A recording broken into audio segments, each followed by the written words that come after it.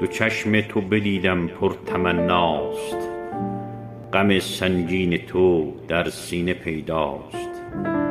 نگاهت آسمان را می شکافد، عجب نقشی به روی لب هویداست. وز خال لبت پیداست پنهان، دلت عمری میان خلق تنهاست. قسم بر خرمن موی سیاهت، جوانی رفت و دل درگیر و شیداست.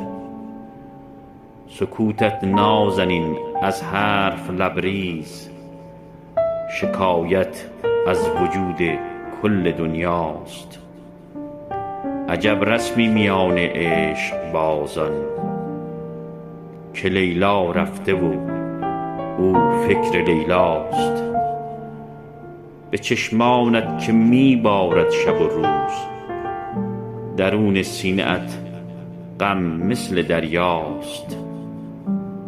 نگفت خسرو ز ابروی کمانت، هلال ماه شب در بین صحراست. 5 اسفند 1401 خسرو فرهبخش قلمی شد.